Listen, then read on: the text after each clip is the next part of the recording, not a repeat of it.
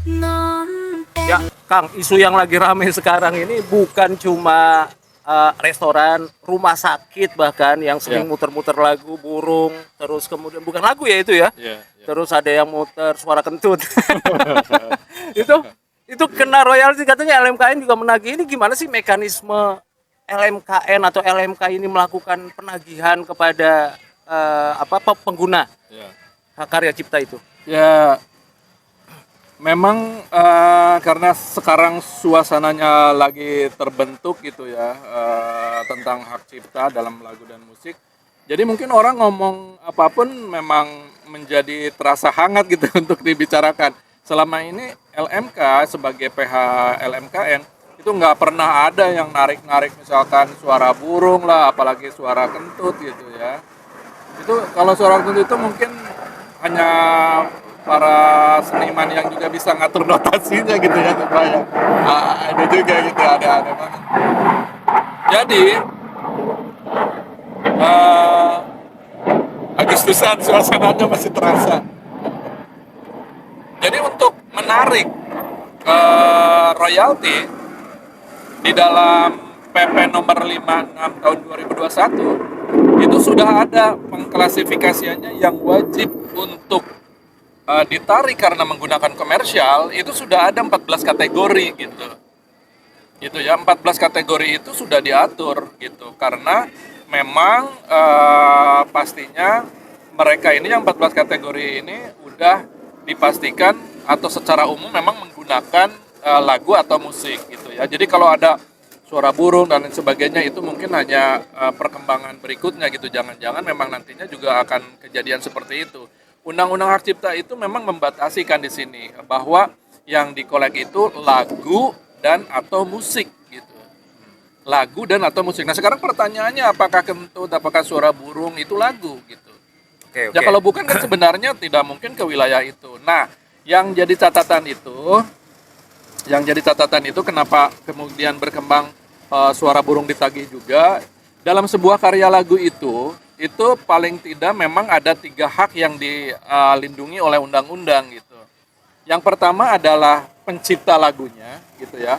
Yang kedua itu adalah performernya. Yang melakukan perekaman. Nah, yang ketiga adalah produser fonogram namanya.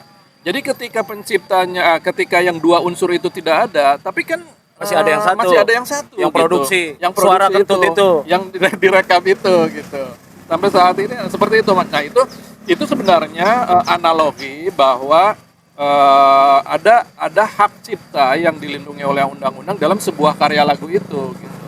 Nah, persoalannya itu mungkin yaitu tinggal kategorinya itu ke lagu atau tidak gitu. Kalau misalkan itu juga memang direkam tapi bukan lagu kan sebenarnya itu Oh, tidak. jadi walaupun itu hasil rekaman, hasil produksi tapi bukan lagu, itu Iya, nggak iya. bisa ditarik. Ya kan undang-undangnya sebenarnya menyebutkannya bahwa ini undang-undang hak cipta itu adalah lagu dan atau musik. Oh, Hanya lagu itu atau yang musik, itu ya. yang diatur oleh undang-undang hak cipta khusus ini gitu. Nah, sekarang dibalikin lagi bahwa apakah kentut atau Suara burung. itu Termasuk termasuk lagu. kategori lagu atau musik gitu. Terlepas apakah ini diproduksi atau tidak. Kalau tidak diproduksi udah jelas.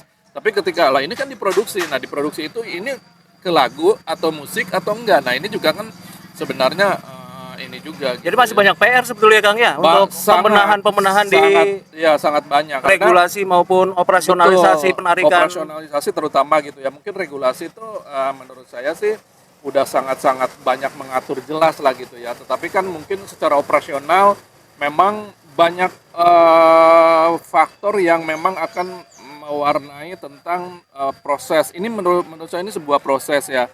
Proses di mana yang dulunya hak ekonomi itu tidak melekat pada sebuah karya, kemudian muncul Undang-Undang Hak Cipta yang memang mengatur bahwa ada hak ekonomi yang dilindungi oleh undang-undang kepada pencipta dalam sebuah karya ciptaannya itu gitu. Nah, dengan adanya seperti itu kan banyak hal gitu. Contoh misalkan para pengusaha yang sudah puluhan tahun yang mungkin hotelnya tadi hanya cuma satu, sekarang udah berpuluh-puluh hotel cabang di mana atau restoran atau usaha lain karaoke dan lain sebagainya dan mereka sudah nyaman gitu. Keuntungan-keuntungan itu yang bergulir sebenarnya di situ juga ada penggunaan lagu kemudian tiba-tiba yang sudah berjalan sekian tahun. Nah, sehingga kesadaran untuk membayar ini kemudian menjadi faktor utama minimnya kesadaran mereka untuk membayar ini gitu. Jadi seolah ini menjadi beban gitu, padahal dalam penentuan tarifnya juga ada akurasi yang diukur tentang penggunaan audionya gitu. Contoh misalkan karaoke, radio itu 100% bahan bakunya kan memang lagu. Mereka kalau lagunya ditarik kita tidak izinkan, mereka mau melakukan apa? Karena memang bahan bakunya audiobility-nya itu memang 100% tuh. Beda memang dengan kayak misalkan hotel, restoran.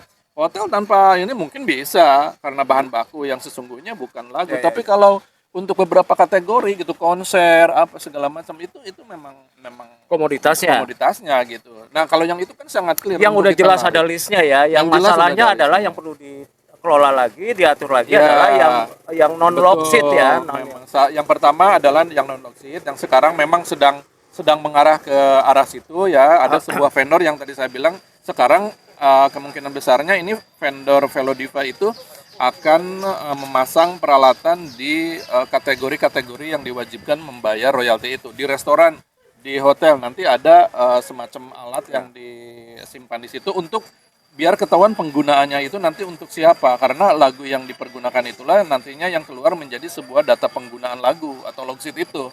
Jadi tidak lagi ada nanti ke depan pertanyaan, ya berarti yang nggak diputar juga masih dapat. Ya sekarang konsekuensi karena ini adalah pembayaran dari usernya itu tidak dalam bentuk logsit gitu. Nah makanya kondisi itu memang ada terjadi dan LMK harus mengambil alih bagaimana agar anggotanya itu mendapatkan haknya. Dari situlah memang ada perbedaan di beberapa LMK cara membaginya untuk ke anggota tersebut dari yang gelondongan tadi pembayaran dari si user di luar data penggunaan dalam bentuk logsit gitu.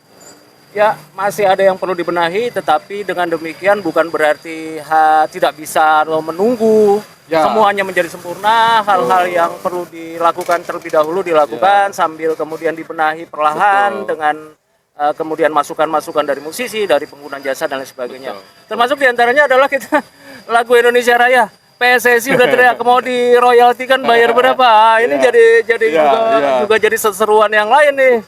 Bahkan di Amerika sendiri lagu kebangsaannya itu nggak akan pernah diroyaltikan gitu karena dia udah public domain ya. Public domain. Nah, tapi Indonesia Raya sebenarnya sih harusnya sudah menjadi milik publik, karena kalau di undang-undangnya juga kan setelah 70 tahun penciptanya meninggal itu sudah Apalagi kita udah 80 tahun ya. apalagi jadi sebenarnya sudah sangat aman yang gitu-gitu. Kalaupun misalkan ada itu ditarik, sebenarnya udah enggak, orang undang-undangnya aja bilang 70 tahun dari sejak penciptanya meninggal itu sudah menjadi public domain. Jadi nggak kena lagi ini. Oke, yang mau tanya-tanya soal hak karya cipta, kemudian LMK, LMKN boleh dikasih di kolom komen ya. Mudah-mudahan kita bisa kasih respon, jawaban-jawaban yang terukur ya. Ya. Ini sesuai dengan kompetensinya. Ya.